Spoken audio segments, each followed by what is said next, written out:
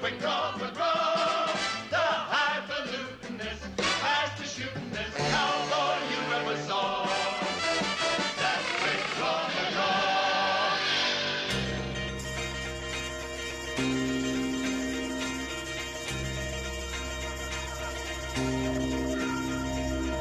It's 9:09. Welcome back, Big 550 KTRS. Our audience from 11.2 joined us, and as you know, we love to talk to comedians because we think they are the most interesting people around. Brian Scolaro is a comedian who will be performing at the Funny Bone. Comedian and actor. Also, Alli Breen is with us. Brian and Alli, welcome, Big 550 KTRS. Thank you. Thank you. Thanks for having us. Tonight and tomorrow night at the Funny Bone? Yeah, and then there's a Sunday show as well. Sunday show as well. Yeah, All right. yeah. And you're the warm-up act and he's the headliner? Is that how that works? Exactly. Okay. Yeah. So we get the double header here. Now, Brian, we've been trying to figure out all morning long. Greg Warren told me you were in town and emailed me and said, can you get him on? We said, sure, we'd love to have you on. And That's he great. said he was on Mad Men. Yeah. So, Alli, we were like, oh, my goodness, we want to talk Mad Men. Nobody Yeah. believes I'm on So we anything. looked it up, and I will question you. When were you on Mad Men? Season 5. So crazy. I was on stage last night. The very first thing, before I even said a word, some guy goes, "Who were you on Dexter?" Like he didn't believe me. Like, why would I make up a show that was canceled 5 years ago? No, but I was on season 5 of Mad Men. You know, it's a spoiler, but you know Lane, the guy who kills himself. Yeah. Richard Harris' son. Yeah. He finds a wallet in the back of a cab, and it's my wallet, and then he calls me, but he flirts with my girlfriend, and he thinks my girlfriend's going to come to pick up the wallet, and he's going to cheat on his wife with my girlfriend. Right. But my girlfriend doesn't show up. I show up. Okay. And he gets a little scared, and then he winds up killing himself, and then his wife finds the picture of my girlfriend in his wallet. All right, yeah. Yeah. It's it was a great It was a part. good scene. It was a Yeah. good scene. Yeah. Unfortunately, it wasn't a recurring role. You couldn't really come. I knew it wouldn't come back. It wouldn't make any sense. Like, hey, guys, remember me? you found my wallet. I just thought I'd come back and hang out. But at that point, it was already a bona fide super hit. I was so proud to be on it. Yeah. And it was great. They locked the door during the table reading. They were like, don't tell anybody you're on the show. So I couldn't tell anybody for 7 months. It's a very good actor show. Like, normally when you're on a show, like there was a show called Harry's Law with Kathy Bates. Okay. And there was a scene where I had to say that my friend committed suicide. And then I say another line after it. But I paused because I'd be sad if my friend committed suicide. They cut my pause. They make me look like a weird actor. Like, he doesn't know he should be sad there. On Mad Men, they left every single nuance in, every throat-clearing noise, every eye movement, everything. It was great. It's an actor's show, so I was really proud to be on it. What was it like to work with John Hamm, St. Louis? Wonderful. He was a great guy. He was very nice, and so was Slattery.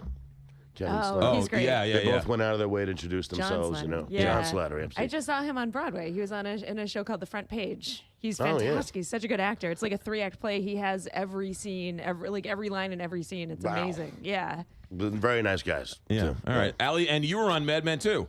I was not on Mad Men. all right. I wish I was. Fair enough. You've seen it. Alli, I've seen it. I've seen the whole thing. how did you get to become a comedian? Tell us your story. It's not that exciting. I didn't grow up with much comedy. I was kind of sheltered. And then when I moved to New York, I really liked theater. I was like a theater nerd. And I wanted to get a job on Broadway bartending so I could see all the shows. And I ended up getting a job at Caroline's instead. And I just became obsessed with comedy in the same way I was obsessed with theater. So you were a bartender at Caroline's. Cocktail waitress. Okay. Yeah. I didn't know that. Yeah. How interesting. Yeah, exactly. And then, so how did you just said, hey, let me do 5 minutes while you're waiting for something? No. Well, then, so you see all the best comics there, Yeah. obviously, but then you also see their new talent nights and you see the people like sweating and, not doing well and bombing. And I was like, I think I can do that. Yeah, that's like that. that's how it starts. Totally. I was More like, careers are started by watching me. That guy's terrible. I can be as bad as that guy. I can handle.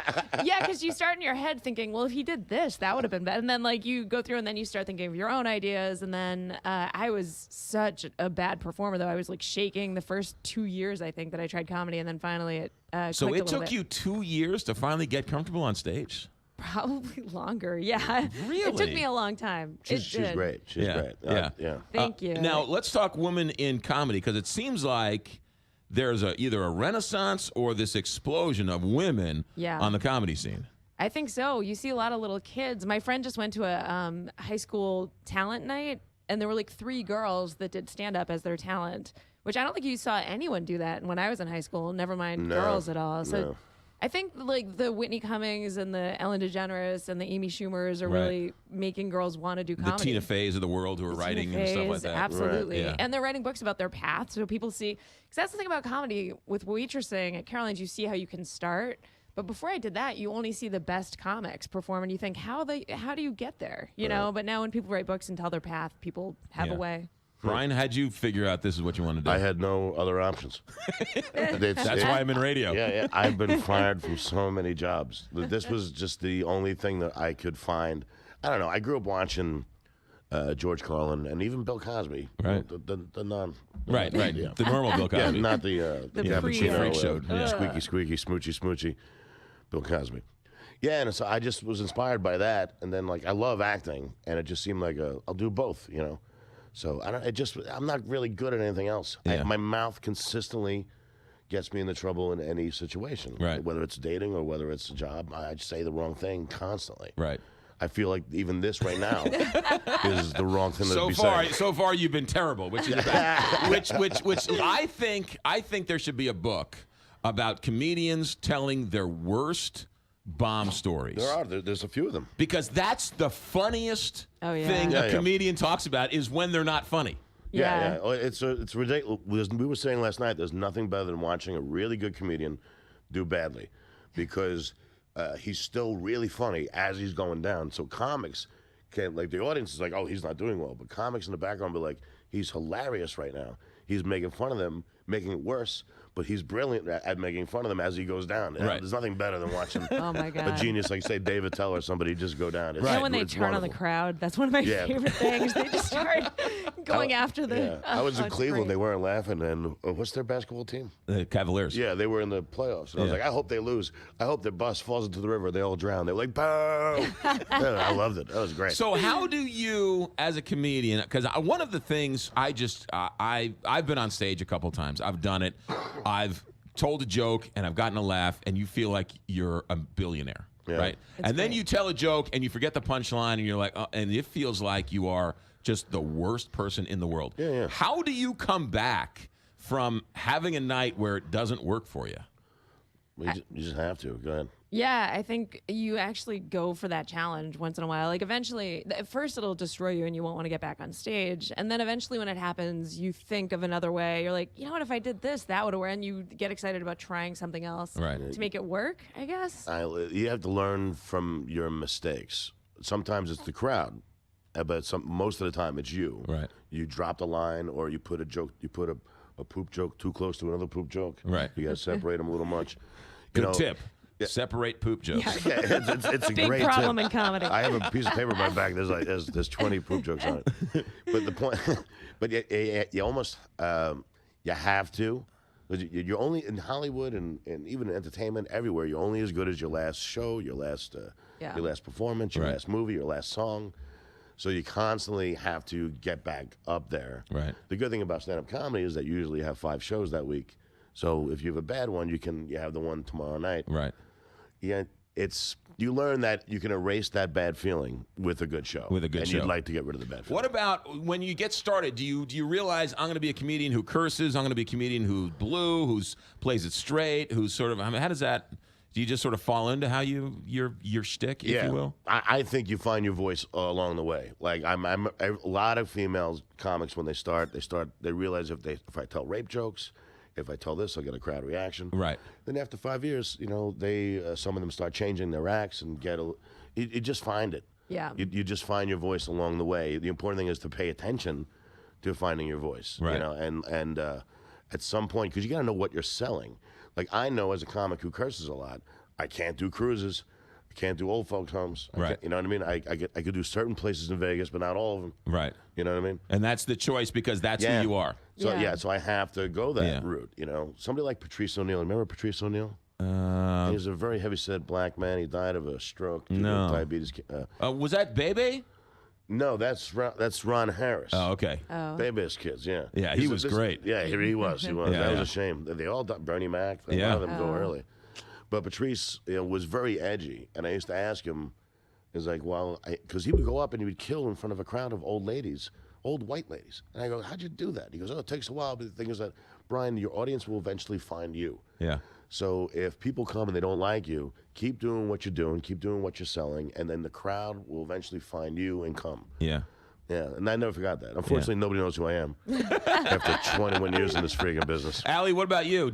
When you started, did you say you wanted to be over the top, female, No. blue, cursing, sexy? What was your thoughts? I didn't. I think Brian's right. Most girls will start really edgy because even if you don't get laughs, you get a reaction Right. because people don't expect girls to say that kind of stuff. But I told you I grew up sheltered, so like I didn't start blue at all. I started the opposite, and I actually have gotten bluer. I did the opposite of what most comics do. Like I've gotten more comfortable talking about like dirty stuff or just more personal stuff. I don't think I'm that dirty, but I think what you're saying too about the Patrice thing is like if you're authentic too, if you realize, because I went up and I was just, I think people will think this is funny, and I do those kind of jokes, and people would kind of laugh. But then when you're like, I think this is funny, I'll see if I can get people to come on board with me. You get more people, even if they don't think you're going to be their cup of tea. They enjoy it and think like, try to come around. Right. So I don't know, but yeah, I've gotten more edgy, I think, as I've gone, and the opposite usually happens because girls and guys, when you're starting, it's just so easy to curse and get a reaction, or to say something filthy and get a reaction. It's a lot of fun to curse. I'm sure sometimes you really want to and you can't. There never do I want to curse when Fred from South County calls in. Alli Breen, comedian, actor, going to be at the Funny Bone tonight along with Brian Scolaro,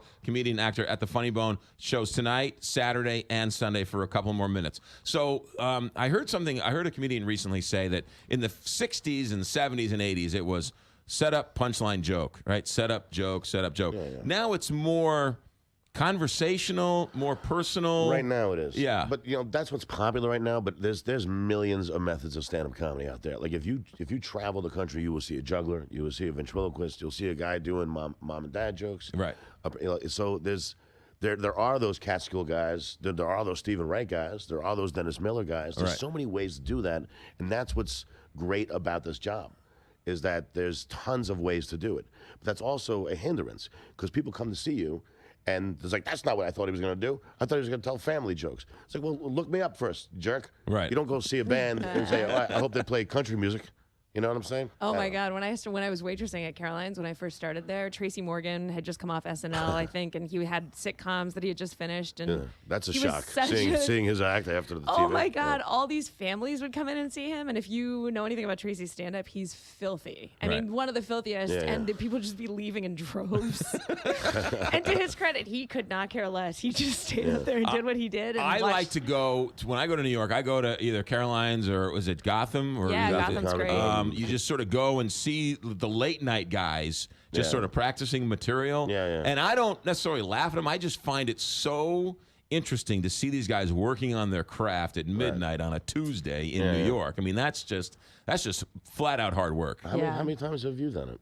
You said you did it a couple of times. I've done it maybe 3 or 4 times. Yeah, in St. Louis? I've never done it in St. Louis. When I first got out of college, it was like jumping out of an airplane. Right. It was like one of those things where I was like, oh my goodness, this is the scariest thing in the world. And I did 2 minutes on an open mic night, and I was great, and I killed. Yeah. And I went back 3 weeks later, and I forgot the punchline, and was one of these like, I can't do this again. This was too painful. Wow. So I decided to go to talk radio route. Well, you're great at it, man. Well, Greg Warren's laughing at me. I'm like, I sleep in my same bed every night. I get to, Yeah. Yeah. But now Greg's doing that. Yeah, I'm tired of hotels. Yeah. I get into fights with the clerks all the time. I had a fight with one this week. It's also, talk radio is different in that if I say something funny today, I can't say it tomorrow. So there's, I mean, if you go on the Tonight Show, that joke's sort of done for you, right? You can't use that joke. But I still do it. I don't care. Really? Sometimes. There's some jokes that I love so much that are hard to get rid of. Nobody's as good as George Carlin, where he could have a new hour every year, or Louis C.K. These guys, they work hard. It's amazing. I have a slightly longer turnover rate. Right. Yeah. I don't know. Yeah. Alli, who was your inspiration when you were at Caroline's and you watched them and you said, I want to be that? The first person that I really fell in love with live was Brian Regan. He was the best. So good. And he was just coming off of, he was probably at the end of his club run, and he was going into theaters. Wonderful. So he would pack it. He was so good. He looks Bill a lot like Burr Brian was Regan. starting. Doesn't he look like, you know who Brian Regan is? Oh, you do look like Brian Regan. Yeah, I think really good looking guy. He looks like Brad Pitt a little bit. Model, actually. Yeah. Very good looking guy then. Yeah. How about you? Who was your inspiration? But mainly it was Carlin and Cosby. Yeah. Like, and my act is almost like that. Cosby told, I don't tell stories, but he'd make sound effects to accentuate his jokes. But his jokes weren't based on the sound effects. Right. But I always remember, he was like, so open the bottle. And then he would do the little act out. And I like that. Yeah. But I also like Carlin's edginess. And I curse in real life. My family cursed. So it's just a kind of a combination of those two. Yeah. You know, but Brian Regan right now, if the whole world is going ranting, every comic who's famous now is doing a rant style, Right. like a Bill Burr style. Yeah. It's almost better to sell the opposite, like Brian Regan. Right.